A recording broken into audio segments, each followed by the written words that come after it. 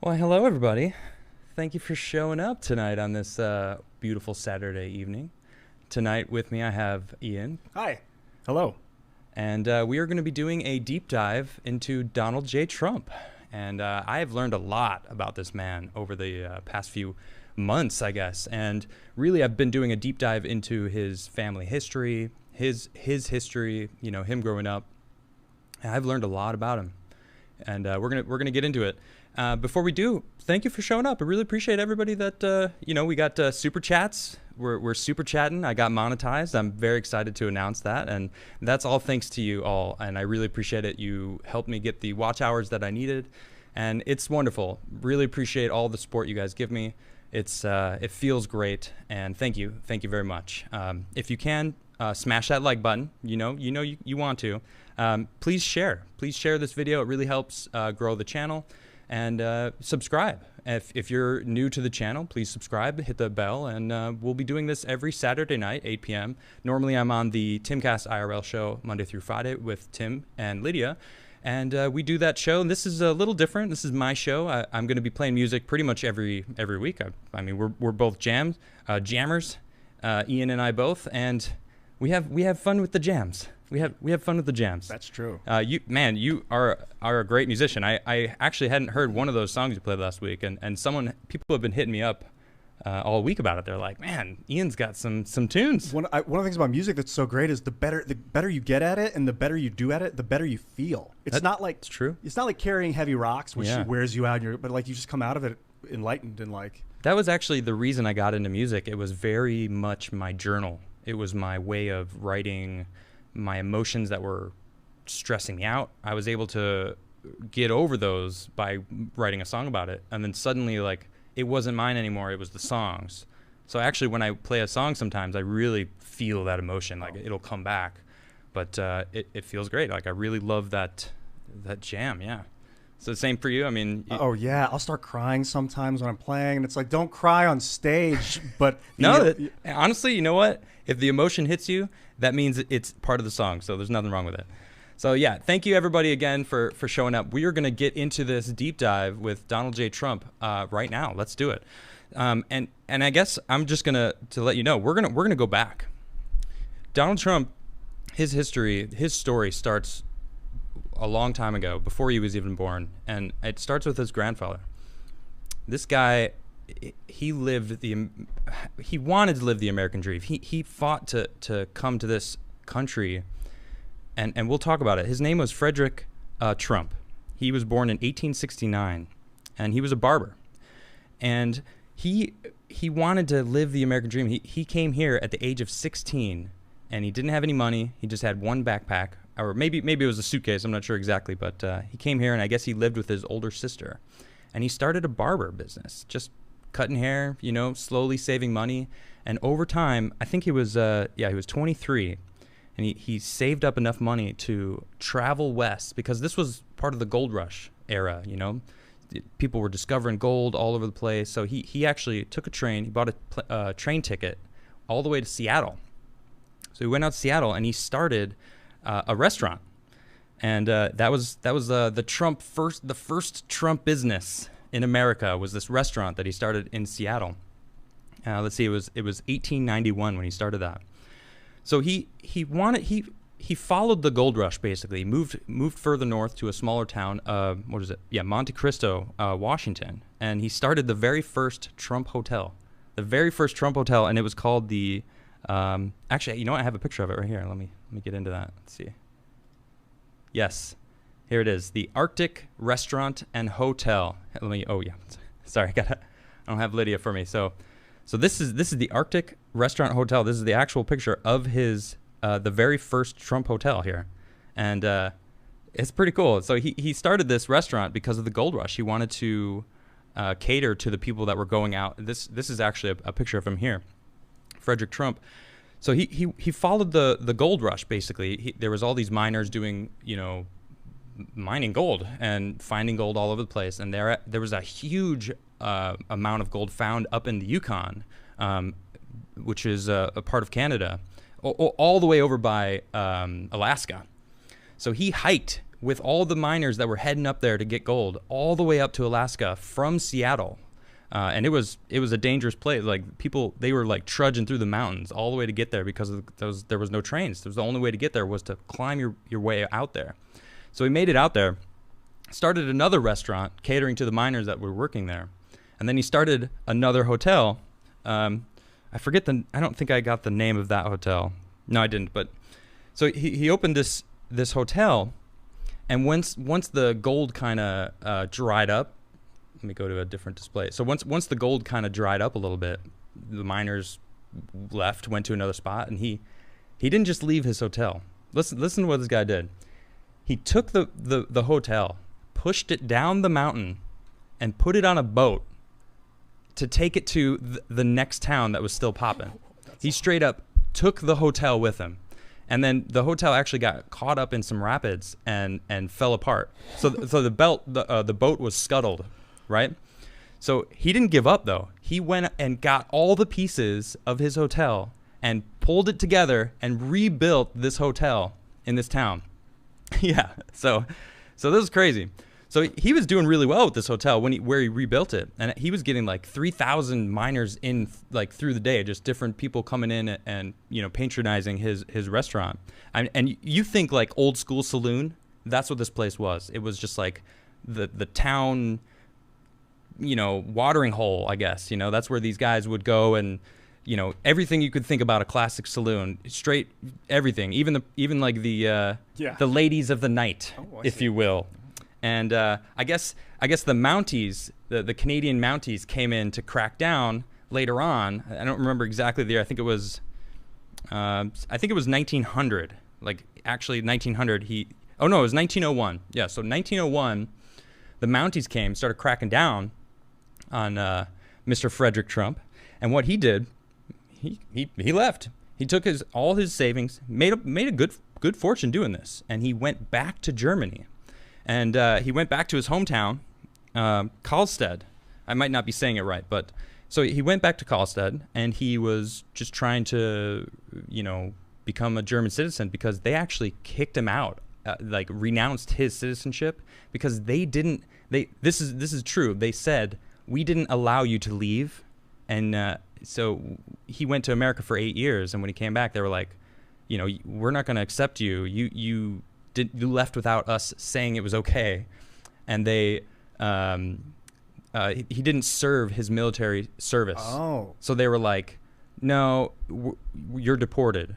They denied him at first.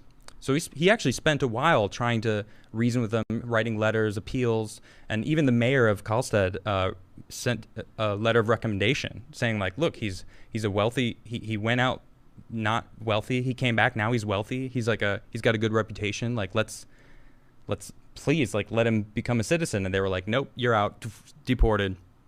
So they kicked him out. So he wasn't welcome. So he went back to America, the place where he made his his money. And what am I looking for? Here we go. Yeah. So he went back to America, the place that accepted him, and it's like living the American dream. He was living it. Went back to try to he went back to marry the woman that he met out in Germany, and he took her with him. All right. So he took her with and came back to New York, started another barber shop. All right. He didn't even need to start a barber shop because he was doing well for himself from the hotel business on the West Coast. And so it's interesting that if they accepted him as a German citizen, President Trump wouldn't be our president right now. Wow. Because none of that history, nothing would have happened from that. So it's really a pivotal moment actually right there, because they said, nope, you're out. So he came back to New York and started his barbershop again. So let's see. I got a question. I'm looking it up. Sure. Was he a Drumpf? Frederick, was he a Drumpf? Not in any of my research did I find the Drumpf name. Oh, really? I know that was like through the lineage, but he was Frederick Trump. Okay. And even I actually looked at the letter. I couldn't find it to pull it up, but in the letter from the mayor of that town to the Bavarian government, like, please, like, I could see it was Frederick Trump. Oh, cool. So it was Trump at that time. So in 1905, Queens was being built. So he took this opportunity to start, branching out into Queens. So he actually started building some stuff. And let's see what. So yeah, so he got into real estate and started building in Queens. And during that time, he had Fred Trump, Donald Trump's dad, in 1905, I believe, is when he was born. So Donald Trump's dad, Fred Trump, is born, and his Frederick Trump is getting into the industry, starting to build some buildings in Queens when the pandemic hit. The 1918 pandemic. I actually have it pulled up here. This is the 1918 pandemic. Everyone, we know about this. We've talked about it multiple times because, I don't know if you noticed, we're in a pandemic right now. So I'll just read about it right here. The 1918 influenza pandemic was the most severe pandemic in recent history. It was caused by the H1N1 virus with genes of avian origin. Although there is not universal consensus regarding where the virus originated, it spread worldwide during 1918 and 1919. Now, what's crazy here is Trump's grandfather died to that influenza. He died during that pandemic. So, when I heard that, I was kind of taken aback. I was like, wow. So imagine being the president of the United States during another pandemic when your own grandfather died during the last crazy pandemic that happened. And imagine like the what that would do to you, Like that's pretty intense. This is to think about. The Spanish flu, right? I believe it is, yeah, Okay. the Spanish flu. And this is right after World War I. It just swept the globe. Correct, yeah. Ugh, brutal. So here's the numbers. It says it infected 500 million people, or 1/3 of the world's population at the time, and it killed 675,000 people in the United States alone. So it still just blows me away to think that Donald Trump's grandfather, who came here to make his life, and he did. Not only did he, come, he was living the American dream. Like, I started a business, I prospered, tried to go home, got kicked out, came back, started prospering more in Queens, only to get killed to the 1918 pandemic. That's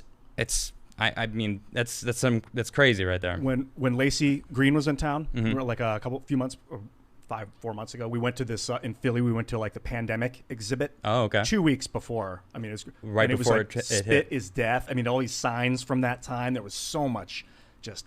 Yeah. They'd be like shoveling people into open graves. 'Cause Yeah. There was. It's crazy. So, It was yeah, crazy. I don't know if there's a lack of hygiene or clean water, all the above. Probably. All the poverty Why induced not? by global war. The World War I was like the most horrific. Yeah. And I guess Frederick at that time was too old, and his son Fred would have been too young because he was like 16. Just Missed it. That leads me into talking about Fred. So this is Donald Trump's father, Fred. So Fred was 12 years old when his dad died, and and not only that, Fred's dad, Frederick, was 49 when he died. So he was a young man, not even 50 years old. So he died young. So Fred is 12 when his dad dies, and his mother at the time, if you were 12, you couldn't have a bank account. So he straight up went right into took over the dad's business at 12. Well, you could have a bank account. No, you could not. Could not. So the mom they incorporated the name of the company was Elizabeth Trump and Son. That's awesome. Yeah. So he was building blueprints. At 12 years old. He was 12, dude. He was 12. Imagine a 12-year-old. So this is what happened. He took over the business because back in the day, like those times, that's what happened. Like, Frederick's wife didn't know how to. Well, it's not that she didn't know how to run the business, but he stood up and was like, "All right, I'm gonna do this."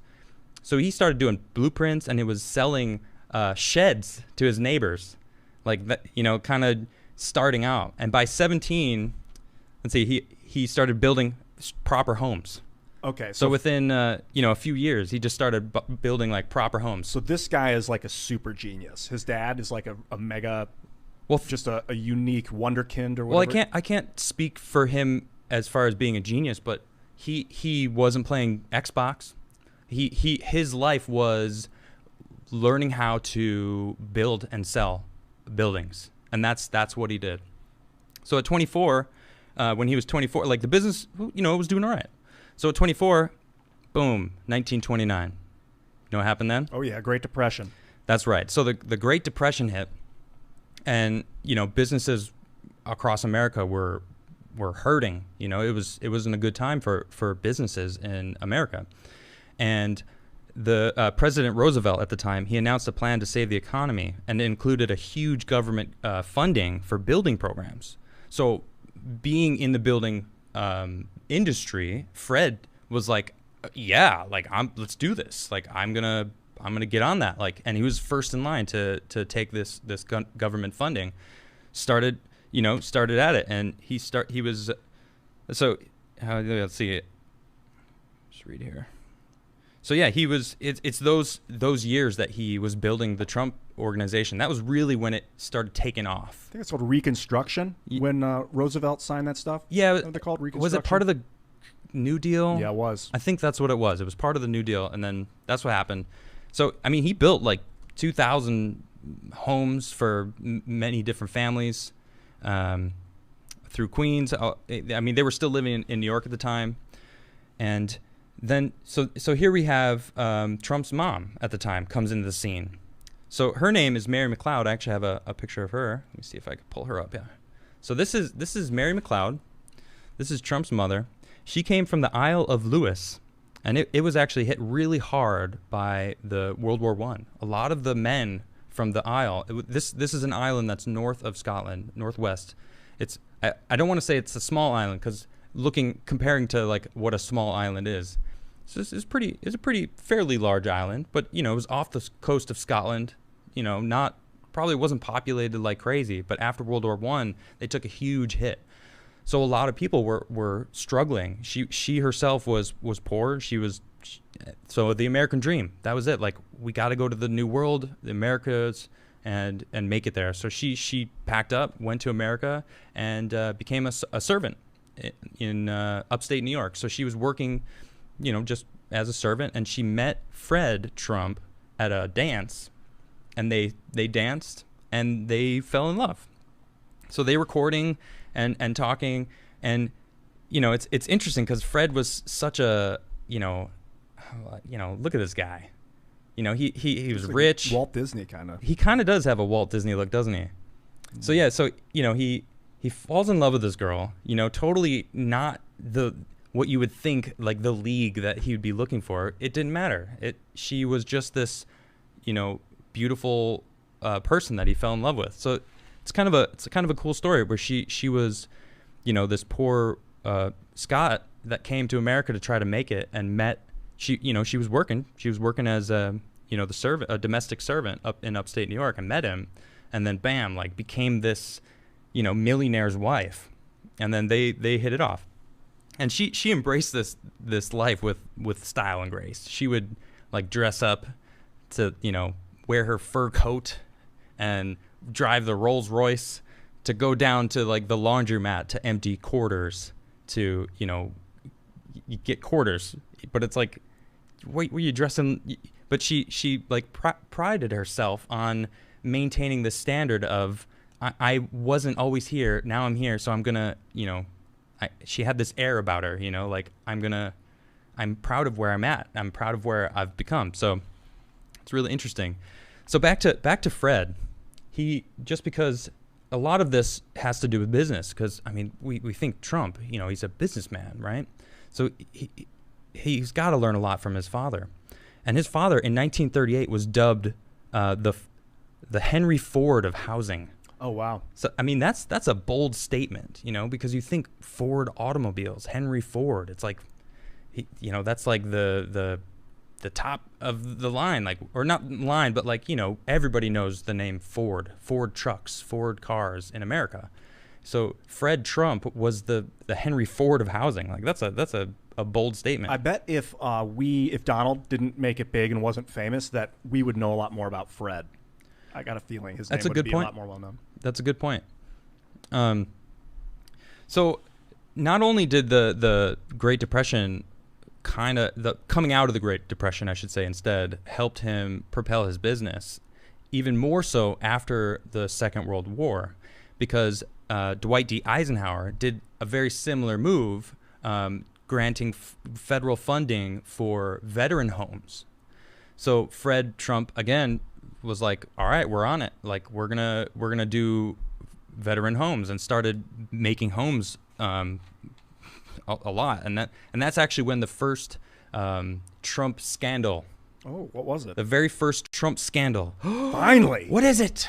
Finally, we get to Tell me, CNN. to the scandals. No, CNN wasn't there. So what happened was, Trump's dad, Fred, he was taking money from the government to build buildings, right? And he was a penny pincher. This guy was trying to use as much, save as much as possible. Like if it cost X amount, he's gonna build it and try to save money, and that extra money equated to profit. So his businesses were taking the money from the government, building it, and he was profiting. So they were kind of upset that he was profiting at all.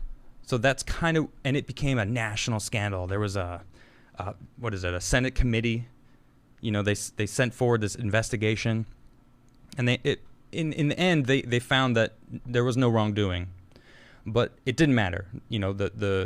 The taint on the name was already there. So it was already like his reputation was bruised. Court of public opinion. Exactly. Yeah. So, and actually, Trump was born at this point. So Trump was born in 1946.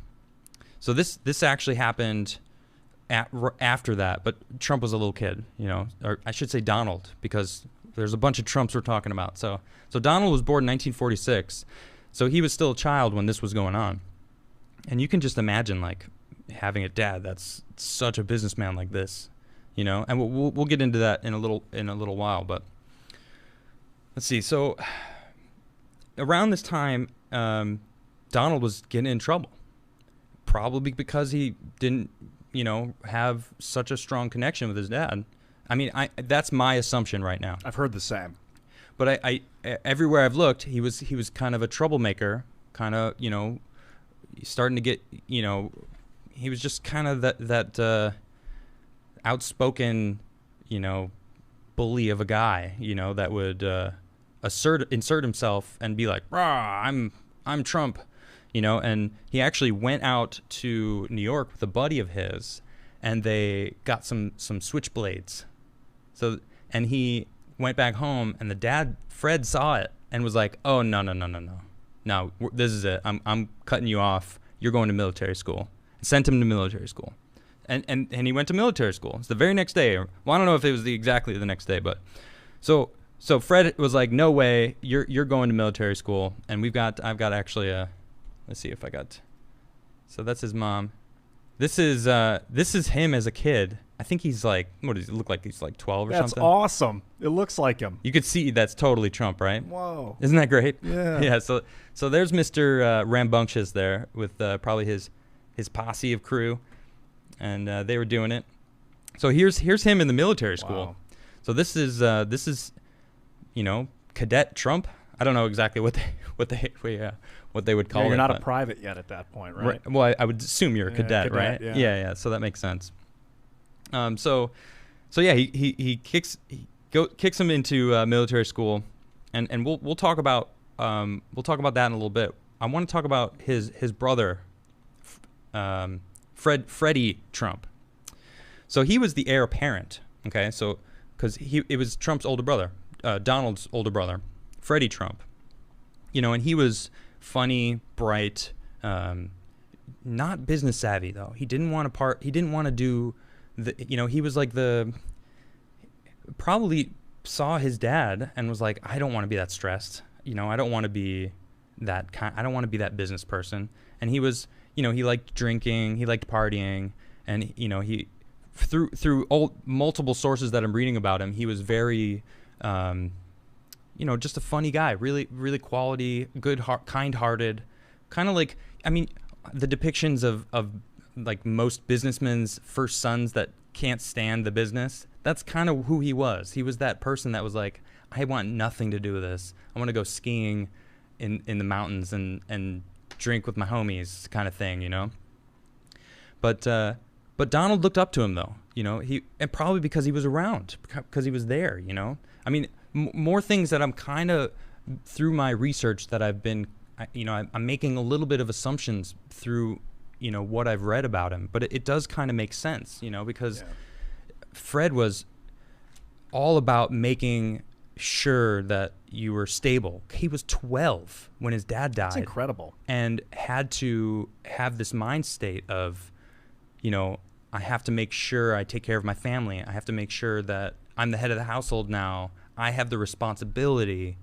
I don't even know what that feels like. That'd be so weird. I mean, how many of us know what that feels like? You know, that's incredible. At 12 years old, you know, Donald Trump's dad loses his dad, you know, who was the run in the business, became so you could see that mentality of like work is everything, you know. So then here we have Freddie Trump, who probably can't stand it. Like, look, and what I'm finding out about Mary Trump, Donald's mother, she was a sweetheart. She was very loving and cared for them and was close to them.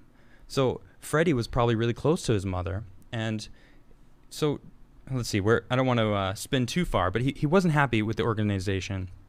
And actually, Fred gave Freddie a chance to run the business. And the first thing that Freddie did was upgrade the windows of this building.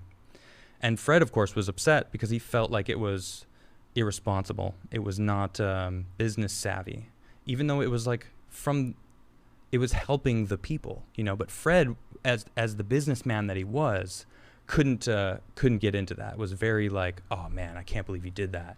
And so he kind of cut him out. You know, he was like, no, like you know, like you can't run this business. And Freddie was like, it didn't seem like he even minded. He left and became a pilot for Trans World Airlines. So he became a pilot, flying through the skies. That's cool. It's like, that's what I wanted to do. I bet that guy was really cool. Like, I bet he was. You know, he was probably a really awesome person, you know, because he had wealth, didn't care about the wealth, cared about living with his friends. You know, it was cool because since he had the wealth taken care of from his dad, from Fred, you know, he was able to just live like outside of that wealth. And there's something to be said about that, and not let it corrupt him, or not necessarily corrupt, that's a wrong word, you know, but more like, you know, make him focus on that so much that would become life. You know, like we think about like what people do nowadays. They play video games, you know, at 12 years old, they're playing video games. Fred Trump's video game was taking over the father's business, and that was it. And that was life. So that made Donald, since Freddie became a pilot and like, I don't want anything to do with the Trump organization, Trump became the heir apparent then. He was good, and Trump he was like, yeah, like I you know, and he wanted to be that person that his dad finally said, all right, well, you're it now, son. And that makes sense because if your father's not there, you want your father's approval. Yeah. You know, so to look up to his brother and see that he didn't want it, but his dad then turned to him. It was like probably like his moment. Yeah, really. You know, and like, oh man, like now I have this chance to prove myself. So that actually, so I'll take a step back because I want to talk about Trump in military school. So Donald Trump went to military school. Where did I write this down? So after military school, he went to Fordham University in 64 to 66. And then he went to the University of Pennsylvania from 66 to 68 and got a degree in economics. And I didn't know this. No, I didn't know that till today. Right. Oh, yeah, I was telling you earlier. Yeah. So Donald Trump actually has a degree in economics, and that makes a lot of sense. Like, okay, so he, you know, and you know who else is, like Thomas Sowell is economics. Understanding economics and the way it moves the countries is something that I don't understand still, you know, but I'm seeing how important it is to understand that to run a country. I was thinking maybe last week about being the president and what that would mean and how uneducated I am on the economy. Like I look at Andrew Yang and his 800 bullet point plan of economic change. Like, Yeah. it's whoa. I understand macro like economics in general, kind of, and I understand compound interest and how powerful it is, kind of. But the inner workings of, I mean, I don't know enough about the stock market or Right. I only took a couple classes on it in college. Have you studied economics? Not in the slightest. I mean, I've studied more economics in the past 4 months. I'm not even studying economics. I'm just reading about what that means, economics, you know, and understanding the tax laws and the, you know, I'm brushing this, I'm scratching the surface. So I'm not, you know, well versed in it in any sense yet. Right. Well, as I get older, I realize how important it is. So I wanna understand it. It's pretty fun. It's like the fun. You ever play Civilization games?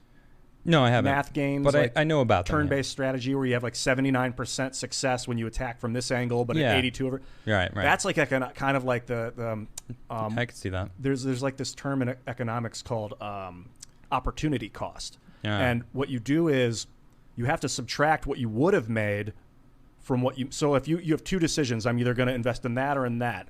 You invest in that, you make $700 million. But if you had made $800 million over there, then you're actually running a net deficit of $100 million due to opportunity cost. So the value of opportunity that you pass up is a big part of economics. Yeah. Well, we don't see that, and most people don't.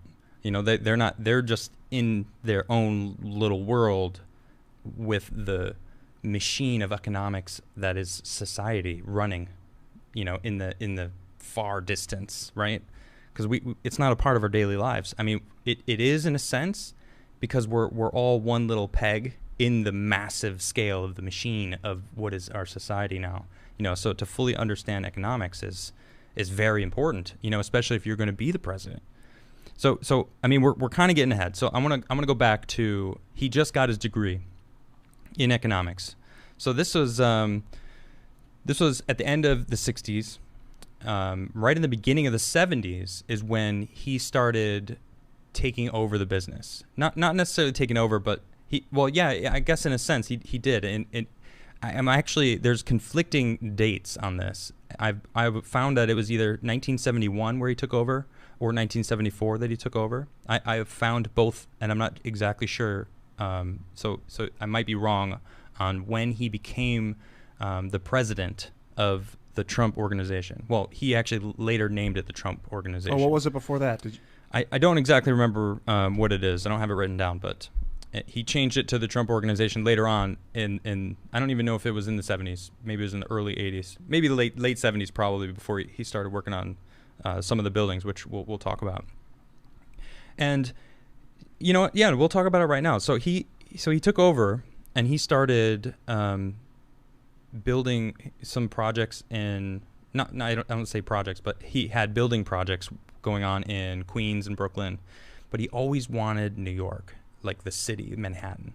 You know, he had his eyes on Manhattan, and he did it. It's funny because when he went to start working in Manhattan, he actually had a antipathy for the old money people in New York. And this is something that like caught me off guard. I was like, wow, like really? And I had to like dig into it a little bit. And he was actually, people didn't like him. The old money people in New York we kind of treated him like, who are you? Like you haven't been around since, like, you know, America was founded. You think about like the elites of Manhattan. Manhattan's been around for a long time. Like New York was there before America was official. It was a Revolutionary War battle zone. Manhattan, like Wall Street, was a giant wall. Yeah. So it's crazy to think about. Like when he entered the housing market in Manhattan, they didn't like him. They like looked down on him, and he didn't care. He was like, I don't care. I'm Trump. I belong here, and I'm gonna do this. And he did. He took over the Commodore Hotel. So he rehabbed it. He like got it and rehabbed it, and it became the Hyatt Hotel. And he actually got a woman to do it for him. What was her name? Barbara Reese. And he liked her ability. She got the job done, and he really appreciated it. And through her interviews, she said, like, he probably really liked me because I was a woman in a man's world and was able to get the job done.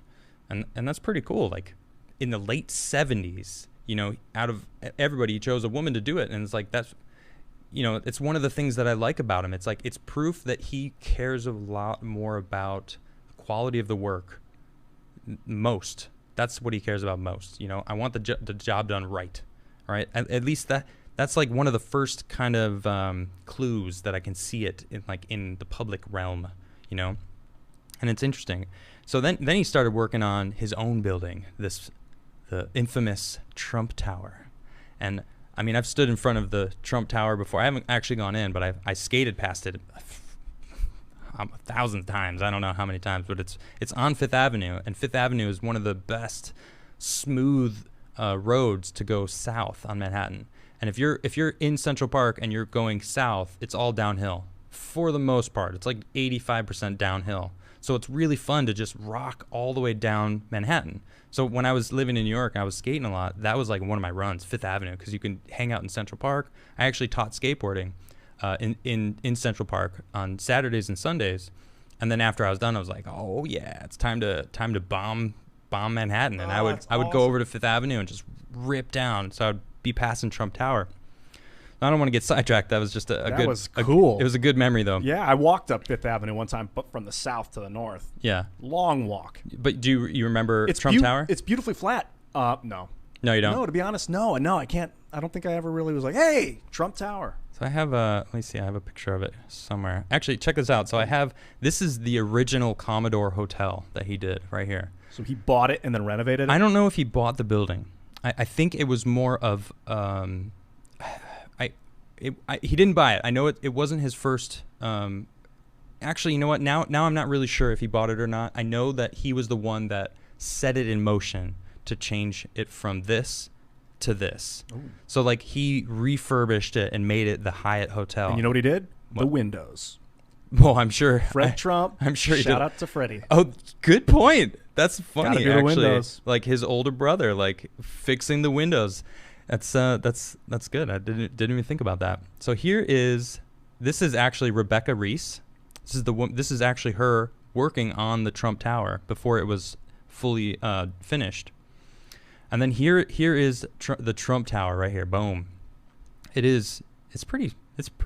Yeah, it looks cool. I really like that these little notches here are all plants now. You can't see them right there. Oh. But they're like trees. Oh, that's great. Yeah, you can save a lot of heat that way. So in 1983, he had trees growing out of his building. That's like mandated in France right now, on the rooftop anyway. In many places, it's now you have to greenalize your building, so I'm sure it's not much, but it probably does negate a little bit of carbon. For sure. I mean, but think about it. This was in the 80s.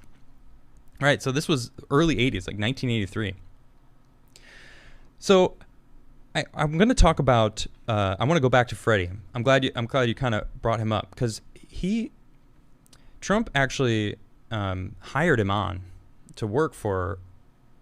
Donald Trump hired his older brother Freddie, to work for him and kind of pushed him into it a little bit. And he talks about this in different interviews that he's done, and he kind of feels bad because his brother his heart wasn't in it, and Donald's dad and him both wanted him to be in it, like come into the business, like we'll get you a job in a building. And he was doing, different jobs here and there in the business, but wasn't happy. He was depressed and actually died to his alcoholism.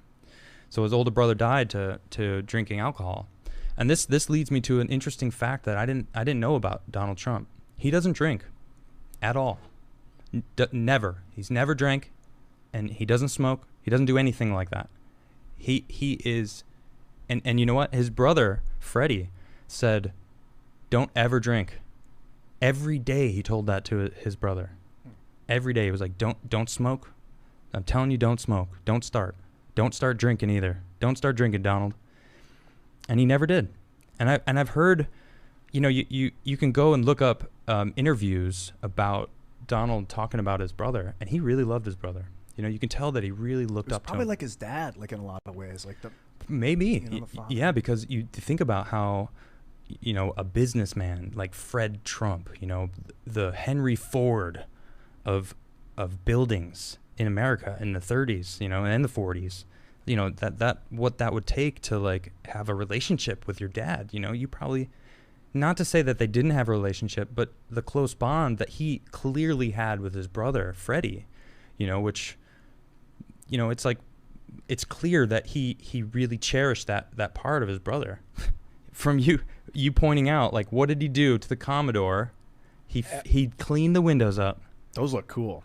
They do look cool. I like those. But man, what a interesting thing you noticed. I didn't even put it together. But you're right though. That was the first thing that his brother did, was like, I'm gonna update these windows, and it makes sense. 'Cause I mean, I did heating and air conditioning. If you don't have good windows, they don't keep the heat in. They don't keep the cold in. Have you seen the spray paint solar panels that you can spray onto windows and then they become solar panels? Whoa. Yeah, real tech. Really? Yeah. That's cool. Yeah. I feel like we can do a dive onto that. Oh yeah, solar. So that's so really an interesting thing about Trump. It's like he doesn't have, I'm talking about Donald Trump here. He doesn't have a vice. His vice is business. Or women. Admittedly. Good point. And we're going to get into that actually. That's something we're going to talk about. You know what? No. This is a great segue. So his vice was women. You know, when he was in military school, his parents would bring a different woman every weekend, and he was voted ladies' man. Do I have that? Let me check if I have it. So he was voted ladies' man. I don't have it, but that's all right. Here, check that out. This is a young Trump. Look at that face. From I think this is maybe late 70s, early 80s. He's in a flow state right there. Yeah, he's in a flow state, and this is when he meets Ivana. So this is his first wife, Ivana, and she was a boss. Seriously, she was basically female Trump. Like, she wanted to run a business, and she did. He hired her on as the business manager.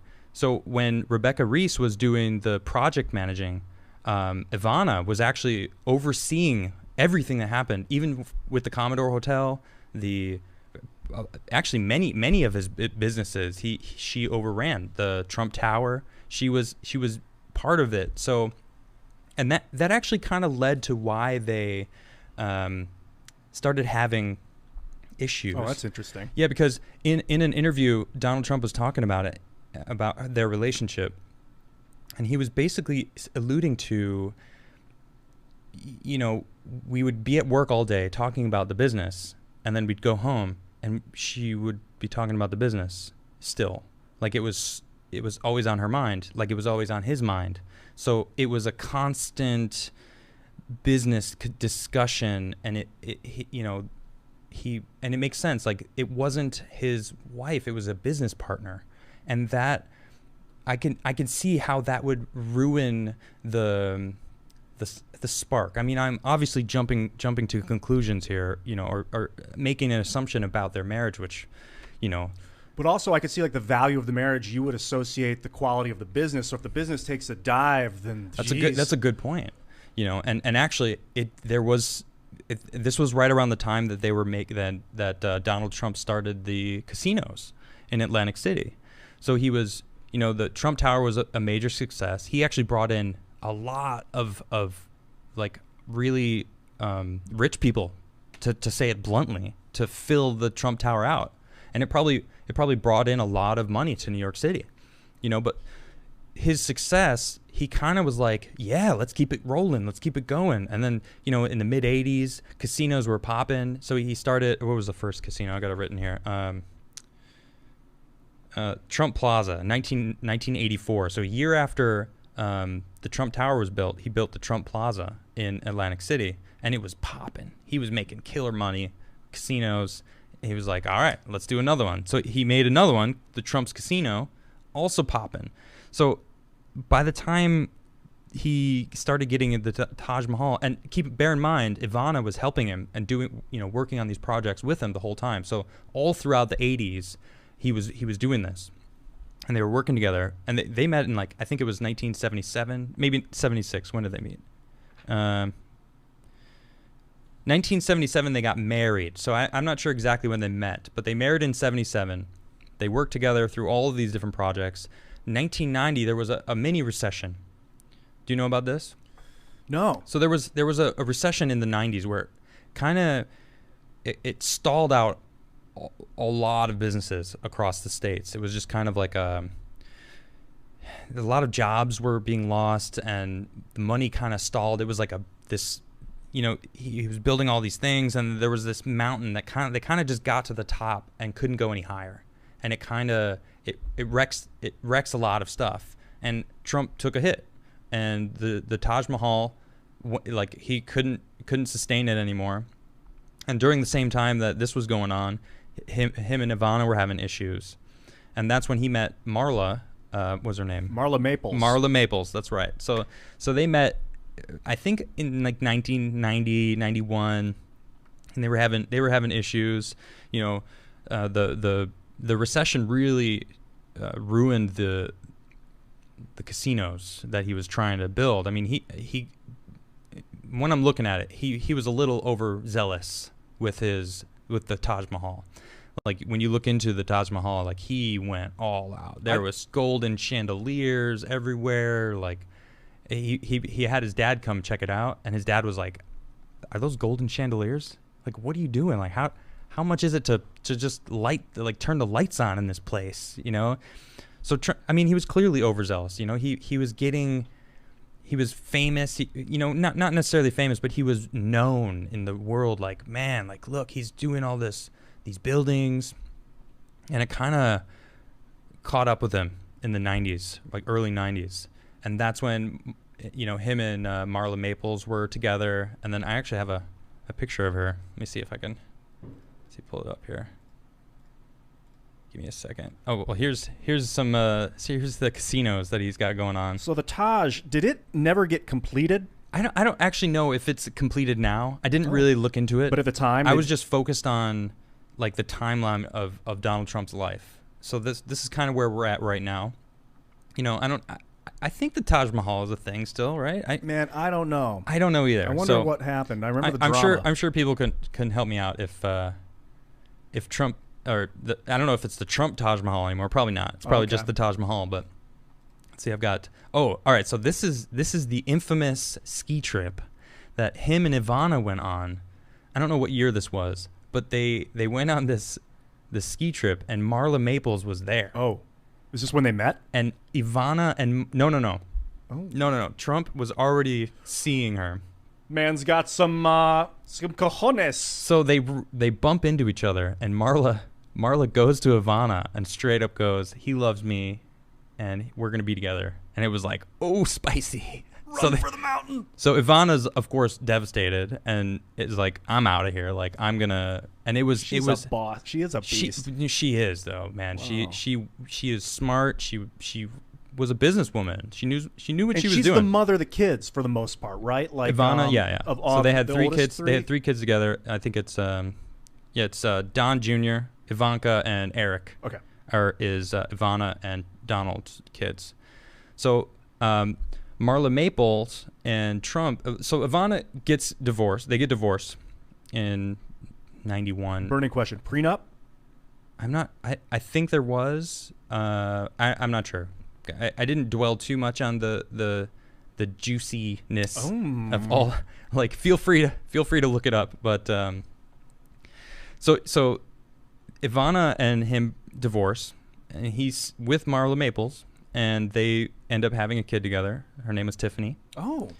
And I didn't know this. Whoa. Yeah, and they actually get married. They got married in 1993, and that was kind of like, you know, Trump was basically doing a lot of damage control with his businesses. You know, doing he filed bankruptcy actually a couple times throughout the 90s. Lost his big business partner for sure. I mean, yeah, there's Ivana was running. Yeah, actually, someone sent me this. I can't confirm this, but it's kind of interesting. There's this story before the Taj Mahal went under, that there was this Japanese, I don't associate of Trump's, I'm talking about Donald Trump here. And I guess he was gambling in one of the in the casino and lost $10 million over a course of a while. And it would have helped Trump a lot, like get him out of this hole that he was in. And I guess the Yakuza came and took him out. Oh, man. Oh, yeah. The guy that owed him money. The guy that owed Donald Trump money, like over $10 million. So it was kind of like, you think about it, $10 million in like the late 80s. Yeah. That's a lot of money. Like, think about inflation, what that would be now. It's probably like 100 million. I'm not an economist, as I stated earlier. So I don't know but I can't confirm this. I did look into it a little bit, and there are some stories out there. Then I was like, oh wow, maybe this could be true. Like there is stories floating around, but it's not that's just something that's interesting. Conjecture, yeah, that I found. So that's interesting. So Marla Maples and him, they had one child, and they actually got divorced in 1999. Man, 1999 was a rough year for Donald Trump. Oh, really? Yeah. So his businesses were not doing very well. He got divorced with Marla Maples. Fred Trump dies, his dad. And a year later, in 2000, his mother dies. Oh my! So it was a rough. I can imagine it being a rough, life-changing, a rough couple years. Wow. It's like he went from having like being on top of the world, in the mid 80s, having Ivana and him being this power couple, building buildings everywhere, and then the 90s, it felt like it was a big wake-up call for him, to really go, okay, wow, I got to check myself. I can't be, I can't get the accumulation, which actually brings me to that quote that I found of his. This is a quote that Donald Trump says about the movie Citizen Kane. You've seen it, right? Yeah, long time ago. Right. So I actually haven't seen this movie. It's good. It is a good movie. It used to be considered the best. So tell me about it a little bit. Well, it follows what is it? A business magnate who hypothetically is supposed to be William Randolph Hearst, or written around William Randolph Hearst, who was the paper magnate in the 20s that actually kind of pushed the legislation with Harry Anslinger to make marijuana illegal, so that hemp, they didn't make hemp paper anymore. They had to get trees and paper. So his paper industry so he printed all this stuff in his newspapers. Of course, he was a newspaper, and so the movie's about a newspaper magnate. Okay, Kane, I think his name is Kane, right in the movie, and it follows his life and his business, and then I think, like you were saying, I don't want to spoil the movie, but I mean it's 80 or 100 years old at this point. Spoil it. At the end, he's like on his deathbed, and he's like thinking about his life and all the business and all the money he's made. And all he thinks about is his tricycle, and like I think it's like he goes Rosebud, and he's like thinking about this beautiful childhood memory he had with like just I don't remember what it was, his tricycle or something, and so the real important stuff. That's awesome, because that lays the groundwork for this. This is a quote directly from Donald Trump talking about this movie, and he says, "Citizen Kane was really about accumulation. At the end of the accumulation, you see what happens when it's not necessarily all positive. I think he learned in Kane that maybe wealth isn't everything, because he had the wealth, but he didn't have the happiness. The table getting larger and larger and larger, and him and his wife getting further and further apart as he got wealthier and wealthier." And he stops and pauses, and he says, "Perhaps I know what that means, or perhaps I can understand that," is what he says.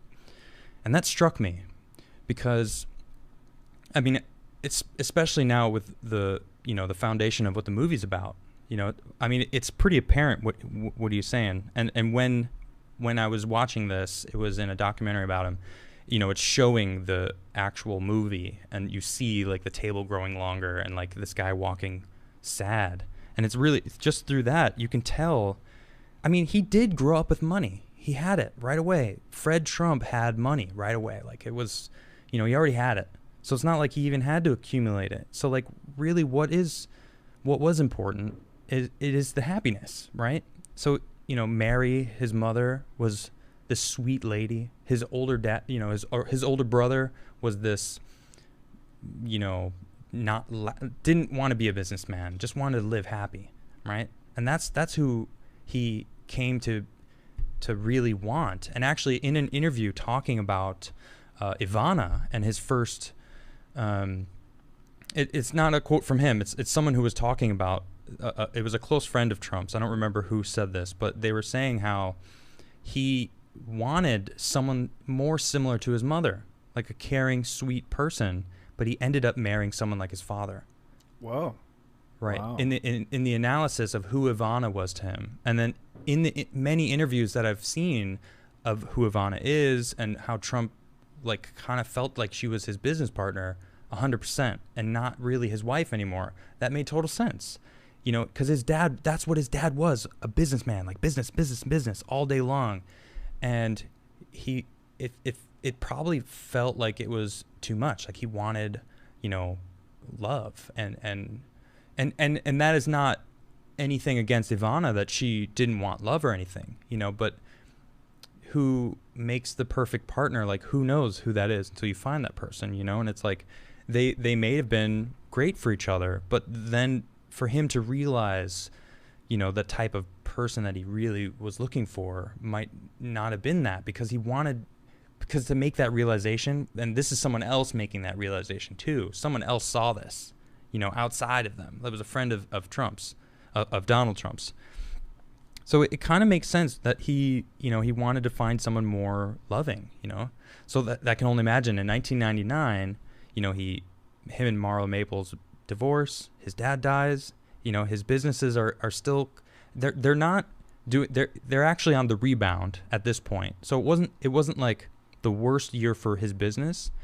But in 2000, then his mother dies. And this is right around the time that a lot of people were asking for him to be president. Like throughout the 90s, a lot of people have been hitting him up, trying to be like, hey, like, you know, Geraldo Rivera? Geraldo. Yeah. Yeah, old Gerald. Yeah, he loved Trump. It was like constantly trying to get him to, like, Oprah asked him, are you gonna be president one day? And he's like, oh, I don't know, you know. Do you remember Ross Perot? Yeah. The 1992 Big ears. Yeah, he was. I was a kid. I was 10 years old. I wanted him to win. We Really? would sit around. I was like, I want that guy, and I was surprised. My dad didn't want him to win. He wanted Clinton at the time, and I didn't know why, because Ross Perot was just so real. Yeah. And I think Donald carried that energy of just like, these are the numbers. This is. Oh, so wait, you were 14. Yeah. At the time, yeah. So you were political at 14. 13. Oh yeah. Wow. Yeah, we were. That's cool. We were induced. So. All right. I don't know much about it, but and we're going to bring up Clinton later on. We'll talk about it. You'll see what I mean when we get there. So right at this time, you remember what he did a couple years later? Oh, you know, I don't want to lose track of the presidential bid. So he's been thinking about being president for a long time. This has gone back for a while, and in 2000 he kind of dabbled his feet into the campaign. I don't think he officially ran, but he was definitely thinking about running for the Reform Party. Never heard of him. Right. It wasn't, you know, Jesse Ventura? Yeah. So he ran as a Reform Party. He wasn't a Democrat, wasn't a Republican. Straight up was like, I actually watched Jesse Ventura's original, like speech about like what he's going to do. I would have voted for him. Oh, he's amazing. Oh, really? I'd vote for him tomorrow. So if he ran. I don't know much about his platform now. He's good. But like, I mean, I trust you, so I can assume that I'm probably still going to like it, because man, in 2000, well, I think it was actually before 2000 that he actually became governor. But man, he's awesome. He's talking about like people being accountable, actually being like setting forward laws, not wanting to be a Democrat or Republican, because he doesn't care about either side. He cares about the American public. And I'm like, oh, my man, Jesse, like Jesse Ventura, he'd like be a great guest. Yeah, if you don't know about him, like go look it up. Go watch his speeches. It's really awesome. Yeah, it's electrifying. So that's actually what Trump wanted. He was thinking about running for the 2000 Reform Party. And I guess Buchanan, who is it? Was it 2000 was Al Gore and George Bush. But there was, I think it was Buchanan was the Reform Party. Oh, I didn't know. Okay. I'm not. I think that's his name. Okay. So he ended up getting. Yeah, I think that's who it was, and he ended up getting the nomination for the Reform Party. But then obviously it went to George Bush, and so on. So then enters The Apprentice. So this let's see here.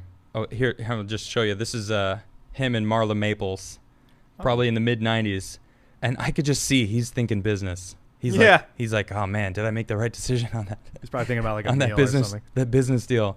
All right, so this is when we get the Apprentice, and here it says, "You're fired. Thank you to the city of New York for making this hit show possible." It's kind of cool. He's like thanking the city of New York. Oh, like, that's interesting. He's always had a lot of love for that city. Yeah, you know why? No. Because where his grandpa came in. His grandpa came to New York. Oh. That's the first place his grandpa came and moved. Right. Immigration. Yep, that's right. Legal immigration. Not only that, but his grandfather, New York took his grandfather in after Germany said, "Get out of here. You're deported." So New York, of course, no wonder he's got a love for New York, because it's in his family, heritage that New York took in his grandfather, and his grandfather started he started a business, a barbershop. Dude, that's my favorite part of the story so far. Right? Yeah, Frederick Trump is an inspiring man. Like, Trump is. I'll get to that at the end. I have some stuff to talk about later, but so the Apprentice, right? He loves New York. He's starting this TV show. His businesses are starting to rebound. Like, he's getting a hold of it all. He's doing all these commercials. He's had this notoriety throughout the 90s, in the 80s even. Like, it started a long time back, so 20 years he's been in the spotlight. And now he's using, this TV show called The Apprentice. So I have the wiki pulled up. I'm just going to read it. It says, "The Apprentice is an American reality television program that judges the business skills of a group of contestants, and it has run in various formats across 15 seasons since January 2004 on NBC, and with the most recent season having run in 2017. It was created by the British-born American television producer Mark Burnett, billed as the ultimate job interview. The show features 14 to 18 business people who compete over the course of a season, with usually one contestant eliminated per episode. Contestants are split into two corporations/teams, with one member from each volunteering as a project manager on each new task. So it's really cool because they competed for actual stakes. So the money that they were competing for went towards charities. Oh, right. Yeah, and I didn't know this. Like, well, I guess it was the celebrity apprentice part. The original premise was for them to become apprentices of Donald Trump. Yeah. And they did. And I think that was for 7 seasons. That's what happened. They would get like a killer job deal for a contract for 1 year to be his actual work for him. And I think it was like $250,000 a year. Like, that's a killer deal. So like they were making, like, people wanted to win this, and it was for a legitimate. Now here, I'll read it. It says 7 of the show's season featured aspiring but otherwise unknown business persons who would vie for the show's prize, a 1-year, $250,000 starting contract to promote one of Donald Trump's properties. It's funny. I'm sure there's going to be some people out there like, oh, of course he would do his own properties. Yeah. It was his show. Yeah, I mean, if you watch Hell's Kitchen, have you ever seen Hell's Kitchen? The Gordon Ramsay? Yeah, I love that show. Same thing. He gets people to become his apprentice at one of his restaurants. Right. He puts them in. Like, you won. Format. That is a great show. It is a good show. Gordon Ramsay. He's great. So, but this is what I really love. There's also been 8 seasons of The Celebrity Apprentice since 2008. In this format, several celebrities would participate to win money for their chosen charities, with the final prize being a large donation to the celebrity's charity and the title of Apprentice. So that's so great. Like, I love how it's worded. It's business person, because there was women on the show, there was men on the show. I don't know. Gender wasn't as big of a crazy thing. No, I'm not talking about men versus women. I'm talking about the people who don't identify as either. Maybe they were part of it, but it wasn't as mainstream as it is nowadays. It wasn't like a plot point. So it's interesting that I'm going to tell a little side story. When I was in high school, this is like early aughts. So like maybe like 1997 or something. Actually, middle school. So when I was flirting with a girl that I liked, I would like, we would say something. I'd say something funny, and I would fire her. I'd be like, you're fired. And before. before he coined you it. were reading the energy. Before he coined it, and I was kind of like, Donald Trump. Gotcha. Like, you stole my line. That's awesome. I mean, I'm not mad at you, Mr. President. But you did steal his line. But you stole my line. I wonder if she remembers that time. Oh man, I wonder if the couple girls that I totally was into in middle school remember me saying. Maybe they'll hit you up. That's what I'm. I mean, it's a little late for him, but so The Apprentice ends. Well, he stops in 2015. Enter presidential candidate Donald J. Trump. So this is this picture right here is so controversial just because it says "Make America Great Again," and I want to talk about that for a little bit. Yeah. So "Make America Great Again" is not new. It is not something that is suddenly, oh my gosh, Trump has coined this racist phrase that now it's like, I guess it's racist to even say that, which is silly. Ronald Reagan said it when he was trying to become president. Bill Clinton said it in 1992 when he was trying to be president. Let's make America great again. Verbatim. That's what he said.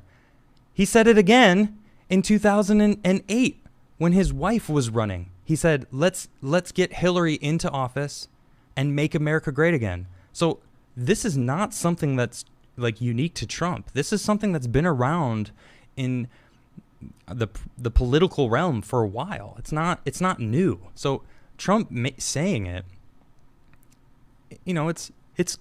how do you not feel good about that? Like, make America great again. And I think about it, and I hear, oh well, what time do you want to bring?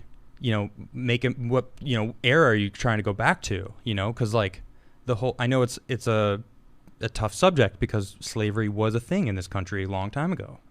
Granted, we abolished it and we've gotten past it, and I don't want to have I don't want to have discussion on that. Because we could. No, you're absolutely right. But I just want to show that we've talked about his life now. So now we're here where he's said, make America great again.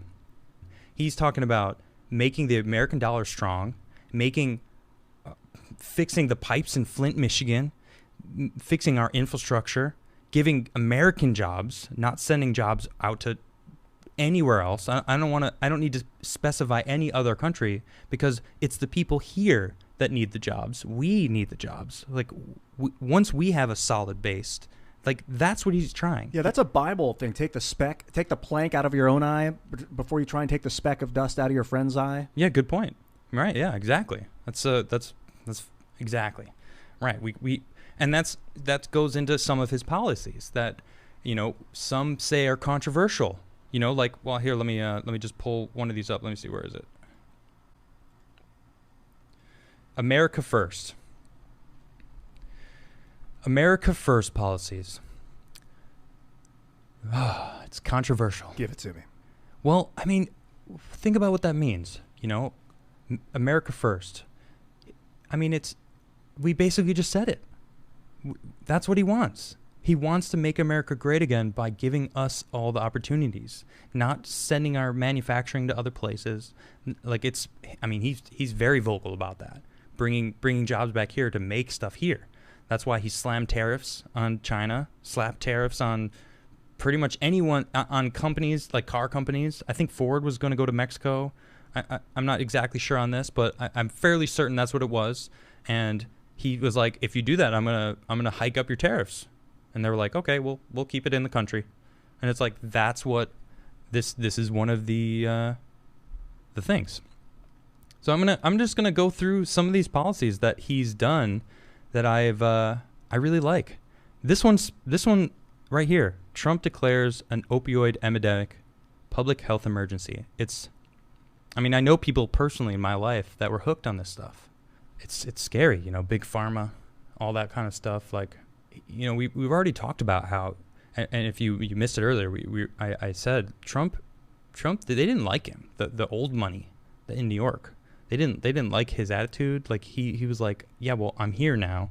You're gonna have to deal with me, and they didn't like that, So he has his own ideas that they didn't like, clearly. So like this kind of stuff is just like, I love that. Let me talk about this is my favorite thing that he's done. One of my favorite things. This is called the First Step Act. Now this is huge because our prison system, our police system, like I'll be the first one to say, like, we need to reform, and we need to look at it and make, adjustments. I don't want to defund the police. That's not what we need. Defunding the police is like saying defund medicine, because it is there for a reason. And until we figure out why that there's so much crime, we can't abolish them. That's just crazy. So this First Step Act, to talk about it, well, I'll just read it. It says, the formerly incarcerated re-enter society, transformed safely, transitioning every person act. That's worded pretty easy to say. A lot of words there. Also known as the First Step Act. It was a bipartisan criminal justice bill passed by the 115th Congress and signed by President Trump in December 2018. The First Step Act, among other changes, reforms federal prisons and sentencing laws in order to reduce recidivism. Recidivism, yes, thank you. Recidivism, and decrease the federal inmate population and maintain public safety. So recidivism is the chances of an inmate doing crime again when they get out. It's like, if you lower that, it's reducing the chance that an inmate will be released and do more crime. And that struck a chord, because I was like, I know our justice system is flawed right now, and this being the First Step Act, really was like, man, this is really nice. I really like that. And then I've known about this. This is the Violent Crime Control and Law Enforcement Act. Now this has been recoined as the Crime Bill Act of 1994, and it's one of the controversies surrounding Joe Biden, because he was the one who wrote it. He was the one who wrote this bill. And there's something in here that really, really angers me, and I can't believe I can't believe he wrote this. This is one of the biggest things why I don't like Joe Biden. I mean, there's many other things, but I'm just going to read one of the things here. It says, elimination of higher education for inmates. So it says, no basic grant shall be awarded under this subpart to any individual who is incarcerated by any federal or state penal institution. So what that means is, if you get into the system, you are stuck in the system until you get out. You can't get help at all. You can't learn. You can't, get a college education. Like Shawshank Redemption. Yeah. You're thinking it, weren't you? Yeah, it was. It's the first thing I think of. I'm like, man, what a great movie. I love that movie. Set in, what was it set in, like the 20s or something? Summertime, yeah. Whatever, long time back. But those guys were getting college. They were getting not only their high school education finished, their college education finished. And they were, that right there, I was like, man, that's great. And then I read this crime bill, and I'm like, they made it so that you can't even get out. Like, even if you go into the system, you are stuck in that system. So Don must have been deeply political all through the 80s. And I mean, obviously taking care of his finances, he has to have his finger on the pulse. I'm sure he's known about this and thought it was ridiculous for... This blows me away. I can't believe this is a law, that if you're incarcerated, you're not allowed to get an education. I just... Why... Like, if someone goes to prison, wouldn't you want them to come out a stronger, better citizen, to help the community, right, to be to further themselves, so they can come out as a like that? It blows me away, like the implications of what that means. They are basically, once you're in the system, you are stuck in the system. So is this Biden's way of saying, I don't want someone to get out with a degree so that he becomes the boss and then seeps his crime into the business? Like, what? Maybe. I don't want to dwell too much out. I want to focus on Donald Trump. Yeah. So this bill pisses me off, the Crime Bill Act. You can read it. Go look it up. It's I can't believe it's a thing. Oh, gruesome. So, but that's why I like this First Step Act, because it says this is the First Step Act, and 3,000 people got released because of this. 81% of them, maybe more. I think it was like 80 something percent were all African Americans. So they were, so he's fighting for the minorities. So when I hear people say like, "Oh man, he doesn't care about the minorities," I'm like, "Do you know his policies?" Well, we'll get into it. Check this out. So he wrote, where's this next one here? Trump's economy has been a boon to minorities and other commentary. So this talks about how him bringing jobs back here, drop the unemployment gaps. And there's a lot of people like, "Oh, well, what if people have 2 jobs?" And I brought that up. Well, you're not the first person to say it, but for it to drop as low as it has. Right. The argument is, I don't know if this is true. Maybe you can help me in chat.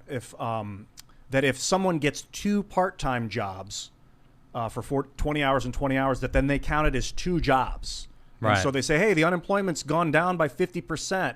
I think that I heard that, and I'm wondering if that's why they're saying unemployment's down. So I'll read it here. It says, the unemployment gaps between both blacks and whites, as well as Hispanics and whites, has also hit an all-time low. So that right there is saying the gap between the different races is at an all-time low. And that's Trump that did that. So this economy that he's built, it doesn't see race. They've been showing, like, they talk about it. Like, this is a New York Post article. It's news guarded. So I'm using Tim's source that this has been vetted. So this is legit. So he's doing things for the minority community. I have some more stuff. President Donald J. Trump recognizes minority-owned businesses. This is from the White House, their website. So they released this, and I just want to read a little bit what he says here. This is a quote from him. He says, "We are going to protect small business owners and their families so they can continue to run their companies with dedication and with love." End quote. And it says here, it's honoring minority business owners. President Donald J. Trump is honoring minority-owned business owners and leading advocates of minority enterprises. Today, President Trump welcomes the recipients of National Minority Enterprise Development Week Awards. The award program celebrates and recognizes the outstanding achievements of minority entrepreneurs, as well as individuals and organizations that have demonstrated leaders in advanced global minority business enterprise. Last week, President Trump proclaimed October 22nd through the 28th of 2017 National Minority Enterprise Development Week to recognize the contributions of minority-owned businesses to our economy. The Trump administration is committed to creating a business climate in which minority business enterprises can thrive and expand. And it goes on and on. You could look this up yourself, and they go into further details. But it shows me that he really wants Americans, any American, doesn't matter, to thrive.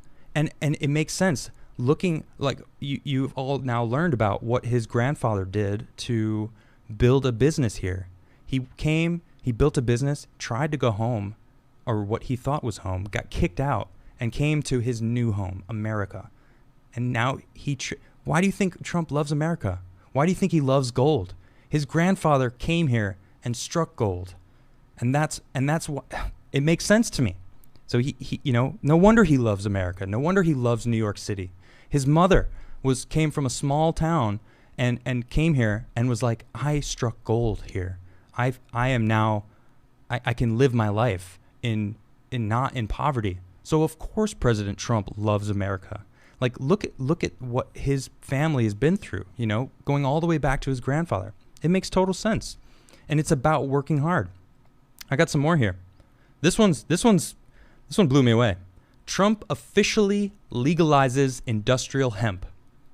It's a long time coming, man. In fact, it used to be legal. I did not know this. I think they wrote the original Declaration of Independence on hemp. I didn't know this, and wow, this is huge. I'm an environmentalist. I was upset with the environmental thing, but when I read this, I was like, is this real? Like, so we can make paper from hemp? We can make clothes from hemp? We can make all the stuff from hemp that grows so fast? It's an incredible thing. Tell the story. So you were telling a little bit earlier about the, what's his name? William Randolph Hearst. Go ahead. Tell us the story about why hemp was made illegal. He was a newspaper magnate in the 1920s, I think it was, and owned all these trees, somewhere, maybe in California or all around. And hemp was like one of the primary motives of making paper, basically. And he wanted to capitalize on the paper industry, so he decided he was going to make marijuana illegal. Did you ever see that movie? Oh God, Reefer Madness. I haven't seen it. Yeah, no. that's a result of this guy's propaganda. Oh, I know about this movie though. This is that propaganda movie that was trying to blame smoking marijuana to being crazy. Yeah, it was insane. Right? It was targeting the African American like population. Like, it was real racist. And so he got enough people to believe it, and they legislated it to become illegal. All of it, hemp. All of it, even the stuff without THC in it. Wow. And since like I don't know what year, late 20s or early 30s, it's been illegal. So not only did they legalize hemp, but CBD has become decriminalized, and that's also because of Trump. So hemp alone is amazing because we can make so much out of hemp. We can manufacture like our newspapers, any paper. I'm pretty sure we can make clothing out of it. Right? It's like cotton, right? I mean, it's like a replacement. Yeah. But it grows super fast. I mean, the medicinal CBD thing, I feel like we can go into, and talk about that. It's like a whole nother thing. Yeah, it's incredible. I've actually seen video of THC. Well, this is the THC aspect of it too. Destroying cancer cells. Have you ever seen this in like a petri dish? It just goes after them and rips them to shreds. Awesome. Yeah. That's cool. I mean, and we're only just now starting to understand the medical benefits of it, and that's because of Donald Trump. He did that. He's just doing regular hemp. He hasn't messed with the THC yet. No, not Right. THC. No, that's yet, I say with confidence.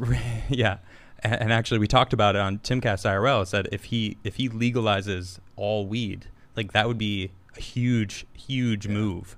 But even still, like I did not know that he legalized hemp or CBD. It's incredible how the news media isn't like, hey, by the way, let's make sure everyone knows this. Right. So blew me away when I heard that. So this is another big one for me. Trump wants troops in Afghanistan home by election day. He's trying to bring the troops home. Good. Now, we talk about this on Timcast IRL. Tim is all for this. He wants the troops back. I want the troops back. I don't want to be in a war. I don't want to be policing the world. I don't know. What do we?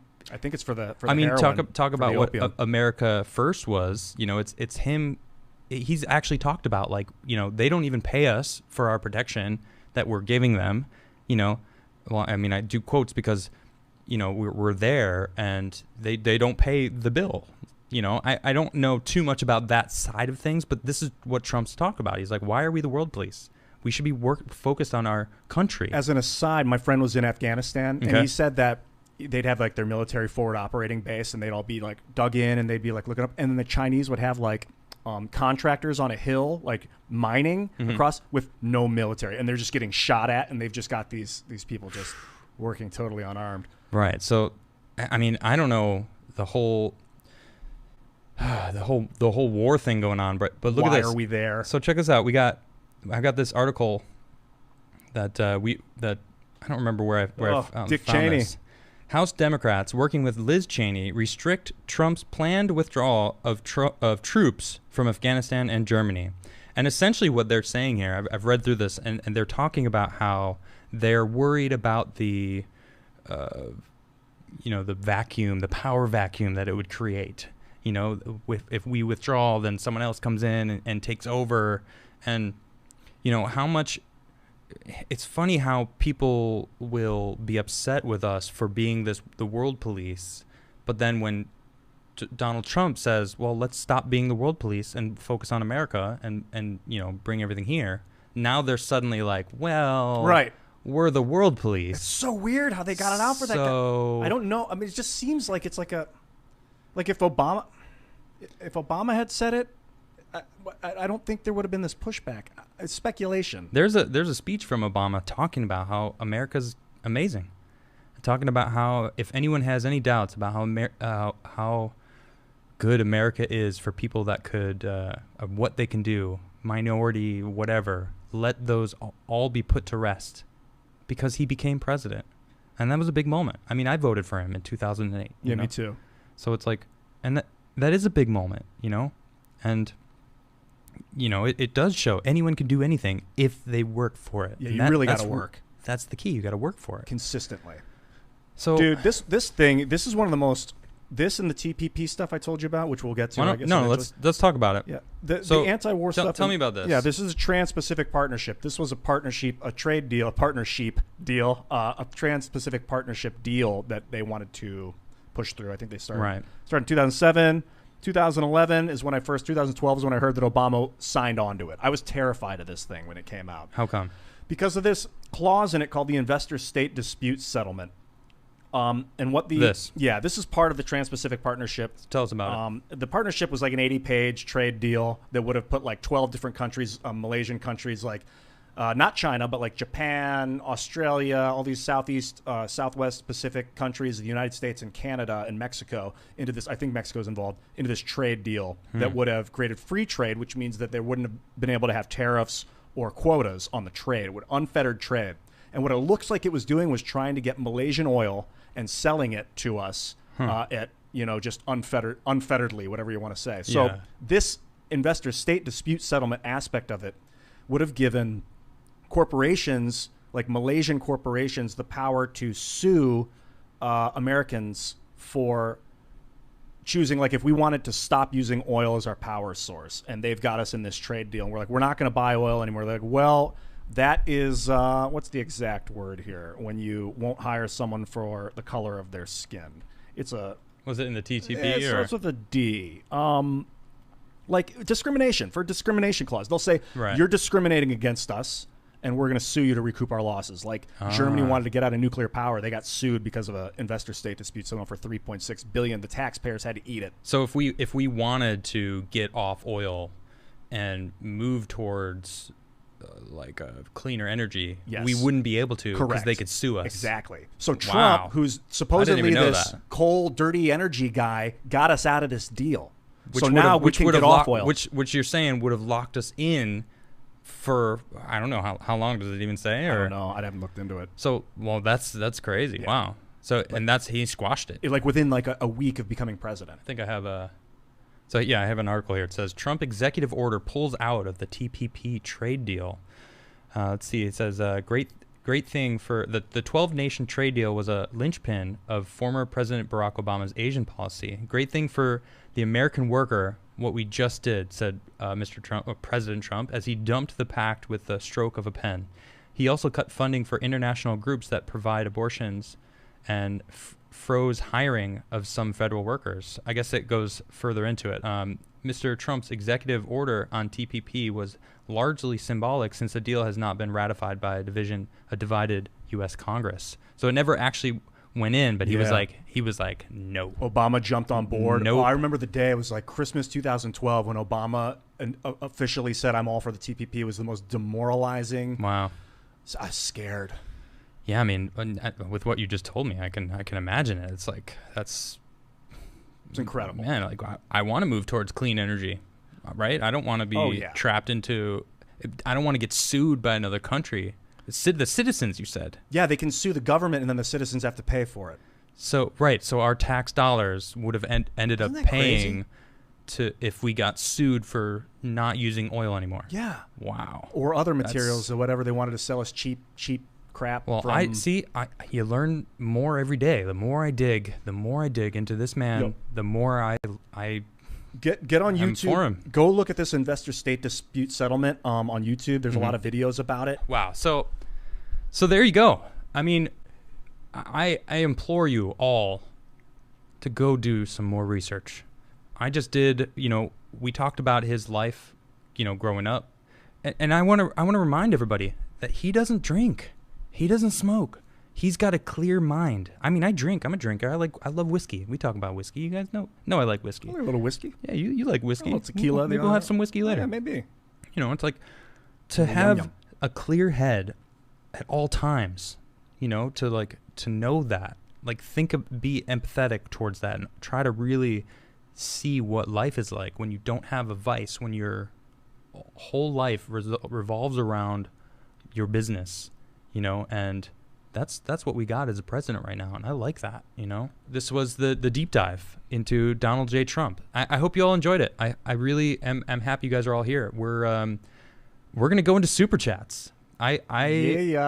Because of all of you liking my videos, sharing the podcast, coming and helping me out, watching the first episode. You guys gave me enough watch hours for me to become monetized. And I really thank you. You guys all really hooked me up, and I really couldn't be more grateful for all of you. So smash that like button for me. Hit it. Really appreciate you guys. And I'm going to go into super chats because I can. We are officially monetized. Hopefully this I can't stop shaking it. Well, hopefully this episode doesn't ruin that for me. Welcome to the past. Jeez. But, before we do, I just want to say, hey, Mom,